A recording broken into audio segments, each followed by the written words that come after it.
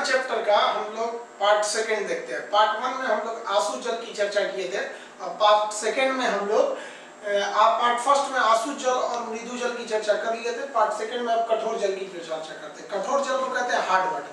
देखिए hard water का मतलब ऐसा नहीं होता है कि ये मोबाइल की तरह हार्ड होगा, ये पानी ही रहता है, लेकिन इस पानी में झाग नहीं देता है। इस पानी में ना फालतू कण ज्यादा मिले रहते हैं। वो कण कितने होते हैं वो इसकी चर्चा हम लोग अभी थोड़ा देर में करेंगे कि कितने कण मिले रहेंगे तो उस पानी को हम कहेंगे कठोर जल कहेंगे। जल में गंदगी ज्यादा मिल जाती है तो उसे हम क्या कहते हैं, कठोर जल कहते हैं। अब ये गंदगी किसी न किसी रूप में रहती है तो समझते हैं हम लोग। देखिए साबुन के साथ ये झाग नहीं देता रहता है। ऐसे जल कहाँ पाए जाएंगे, तालाब में या समुद्र में, उसमें गंदगी ज्यादा रहती है तो उसी जल को हम क्या कहेंगे, कठोर जल कहते हैं। रुका हुआ जल रहता है। इसमें क्या रहता है, हाइड्रोजन रहता है, H2O है, ये तो रहेगा, ये तो पानी बन गया।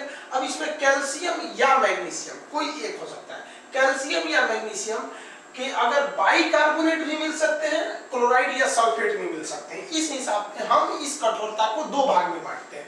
अगर पानी के साथ साथ कैल्शियम या मैग्नीशियम का बाइकार्बोनेट मिला है तो उसे हम कहते हैं अस्थायी कठोरता। ध्यान से समझिएगा, कैल्शियम या मैग्नीशियम का बाइकार्बोनेट रहेगा तो अस्थायी, और कैल्शियम या मैग्नीशियम का ही क्लोराइड रहे या फिर सल्फेट रहे तो उसे हम कहते हैं अस्थायी कठोरता, यानी permanent hardness and temporary hardness. तो कठोरता दो टाइप का हो गया। जल में जब कैल्शियम और मैग्नीशियम का बाइकार्बोनेट है तो अस्थायी, और अगर क्लोराइड या सल्फेट है तो उसे क्या कहेंगे, अस्थायी कठोरता कहते हैं। तो कठोरता दो प्रकार की हो गई। अब इन दो अलग अलग कठोरता को हम समझते हैं। कठोर जल ज्यादा झाग नहीं देता क्योंकि इसके अंदर गंदगी ज्यादा रहती है, साबुन उसी गंदगी में घुल जाता है। अब अस्थायी कठोरता टेम्पररी हार्डनेस, इसको समझते हैं। तो इसको तो यहाँ बता ही दिए, कैल्शियम या मैग्नीशियम का इसमें बाइकार्बोनेट रहता है। अस्थायी कठोरता अधिक समय के लिए नहीं रहती है, अर्थात इसे आसानी से हम लोग इस कठोरता को दूर कर सकते हैं। कैसे आसानी से दूर कर सकते हैं, तो उबाल कर, यानी भौतिक विधि द्वारा उबालिएगा तो कठोरता दूर हो जाएगी। तो आप कहेंगे कि अभी हम बताए हैं कि कठोरता का मतलब होता है उसमें गंदगी मिली है, तो हम जब उबालेंगे तो गंदगी दूर हो जाएगी, यानी कठोरता दूर होने का मतलब गंदगी दूर हो जाएगी। हाँ, ये एक्यूरेट बात है। आप पानी को उबालिएगा, थोड़ा देर रुकिएगा, उसके ऊपर आप देखिएगा एक सफेद रंग की हल्की कचड़े की एक परत बैठ जाएगी। पानी उबालेंगे तो ऊपर तैरने लगती है, तो वही जो होता है अवक्षेप, तो सफेद अवक्षेप मिल जाता है उबालने के बाद, इसलिए पानी को उबाल कर पी लेना चाहिए। वो उसकी कठोरता क्या रहती है, दूर हो जाती है। अब एक और विधि है रासायनिक विधि, मतलब उसमें क्लार्क विधि कहते हैं। तो क्लार्क विधि में क्या किया जाता है, हम पूजा चूना यानी कैल्शियम हाइड्रोक्साइड CaOH का हम लोग प्रयोग करते हैं। होल्ड ट्वाइस होगा यहाँ पे CaOH होल्ड, यहाँ पे इस चूने का हम लोग क्या करते हैं, प्रयोग कर देते हैं। हम लोग बुझा हुआ चूने का प्रयोग करते हैं। तो दो तरह से हम लोग क्या कर सकते हैं, इसका अस्थायी कठोरता को दूर कर सकते हैं। अब अस्थायी कठोरता की बात करते हैं। अस्थायी कठोरता को कहते हैं परमानेंट हार्डनेस। अस्थायी कठोरता मतलब परमानेंट हार्डनेस वैसा हार्डनेस होता है जो अधिक समय तक रहता है, इसको जल्दी दूर नहीं कर पाते हैं। अब इसको दूर करने के लिए हम क्या करते हैं, परम्यूटेड विधि। अब ये परम्यूटेड विधि क्या चीज होता है, तो परम्यूटेड विधि को दूर करने, परम्यूटेड विधि में हम क्या किसका प्रयोग करते हैं, जियोलाइट का।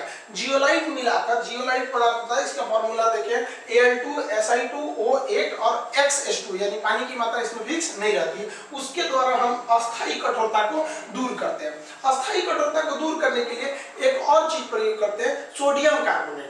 सोडियम कार्बोनेट भी हम क्या कर सकते हैं, अस्थायी कठोरता को दूर करने के लिए कर सकते हैं। सोडियम कार्बोनेट एक ऐसा चीज होता है जो अस्थायी को भी दूर कर सकता है और अस्थायी कठोरता को भी दूर कर सकता है।